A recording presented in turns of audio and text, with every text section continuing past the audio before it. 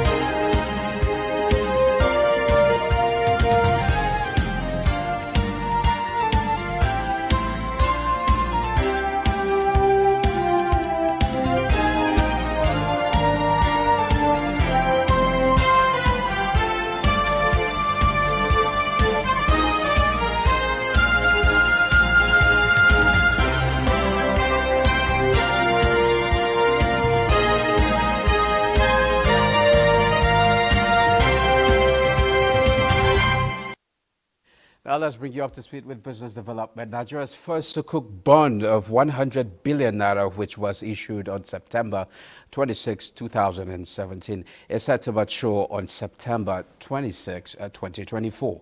This is according to the 2023 annual activity report of the Financial Markets Department of the Central Bank of Nigeria, CBN. However, Nigeria has been paying rentals at the rate of 16.47% on this bond every March 26th and September 26th as a form of debt service before its maturity date. According to an updated IMF report, about 10 African countries have been identified as struggling with massive debt. These African countries face significant balance of payment hurdles, struggling for imports to meet international financial obligations. The report said that Egypt ranks first in the list of African countries with massive debt to the IMF. Also, African countries, including Nigeria, struggle with massive International Monetary Fund debt burdens, showing a high total IMF credit outstanding. The IMF extends credit to countries facing economic challenges while promoting global monetary cooperation. Now, how much is the naira exchanging for other currencies? Let's find out. The Ministers of Budget and Economic Planning, Agriculture and Food Security, Communications, Innovation and Digital Economy, Youth Development and Speaker, House of Representatives agree that the pathway to food sufficiency and economic growth is a collaborative one that requires not only the support of the African Development Bank, but other development partners. This is as the AFDB is asking the Nigerian government to urgently take bold actions towards sufficiency. Benny Adams reports that this was the second interactive session for youth and women in agriculture with the theme Building Capacity of Youth and Women in Agriculture to Develop Bankable Business Plans. Stakeholders across Nigeria's agri-value chain say they are committed to creating a conducive ecosystem for youth and women's enterprise and to address the knowledge gaps that prevent them from accessing finance and developing bankable business plans. Together, we have launched an initiative called the Renewed Hope Agricultural Empowerment Project for internally displaced persons. This innovative program aims to empower over 10,000 internally displaced individuals over the next 3 years. There are over 40 million agricultural households, meaning that close to 170 million of Nigeria's population is in agriculture. If we can help that populace, that critical mass, to double or triple their yield, then food security will be ensured. Then resource for manufacturing will be expanded. We are currently training 3 million technical talents to ensure that Nigeria has the technology workforce to help us power the application of technology in sectors like agriculture.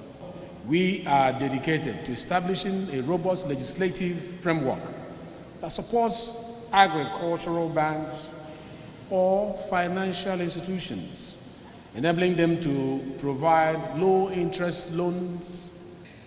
The Ministry of Youth Development has developed crucial initiatives that provide the support and resources for youth and women and young women to overcome these challenges and contribute significantly to the agricultural sector. For the African Development Bank, financing initiatives that will ensure Nigeria fits Africa and Africa in turn fits the world is a worthy venture. The question, therefore, is not whether Africa can feed itself, it is rather how quickly can we make it happen.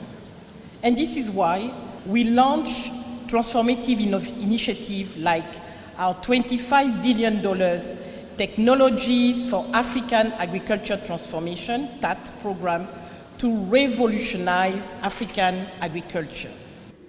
Our cumulative financing approvals have reached almost $11 billion, and our portfolio currently stands at $4.9 billion, supporting 43 projects in the public and private sectors.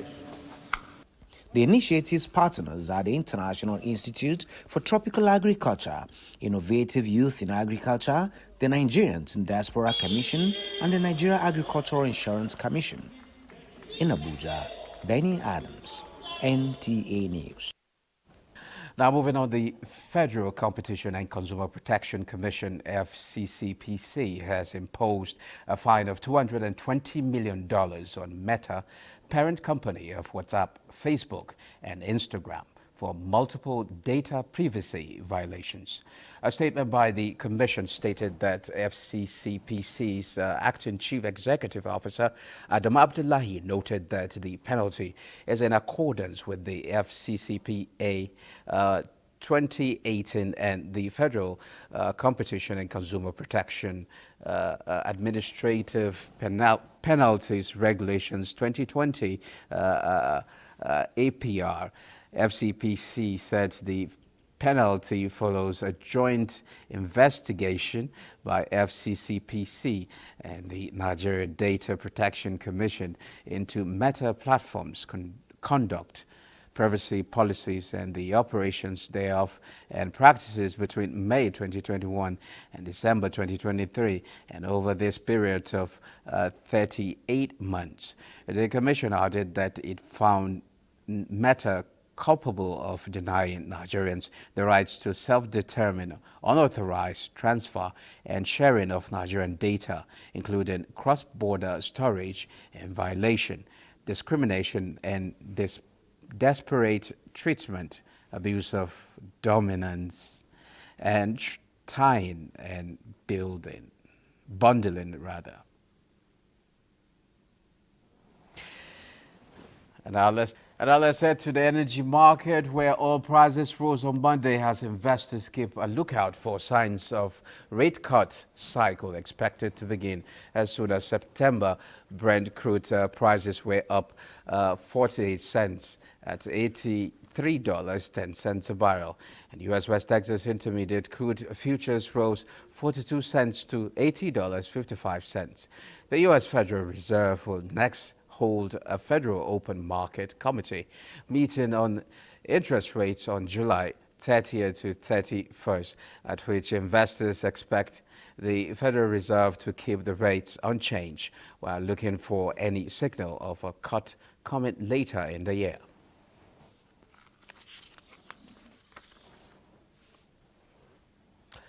Here's a summary on how Nigerian stocks fared last week, as put together by Olayinka Ojo. Market capitalization appreciated by 0.87% to close last week at 100,539.40 basis points and 56.929 million naira. A total turnover of 2.827 billion shares worth 42.3 366 billion naira in 44,277 deals were traded by investors on the floor of the exchange. The financial services industry led the activity chart with 2.179 billion shares valued at 30.667 billion naira in 25,260 deals, contributing 77.08% and 72.38% to the total equity turnover in volume and value. The industrial goods industry followed with 246.921 million shares worth 2.039 billion naira in 2,068 deals, while the third place was the oil and gas industry with a turnover of 107.218 million shares worth 1.704 billion naira in 3,128 deals. Trading in the top three equities were Jais Bank, Curtis PLC, and FCMB Group PLC. A total of 314,760 units of ETPs valued at 9.495 million naira were traded in 177 deals. For bonds, a total of 640,759 units of bonds valued at 683.018 million naira were traded last week in 24 deals. On summary of price changes, 37 equities appreciated in price during the week, 34 equities depreciated in price, while 80 equities remained unchanged. Olayinka Ojo for Business Express. And that concludes Business Express. Well, this is where we end this edition of Business Express. We value your feedback, so keep the comments, observations, and suggestions coming. Be informed that all previous episodes are available on YouTube on the NTA's channel. Business Express returns on Tuesday by 9:30 a.m. I am Musa Bakar. Thanks for your company.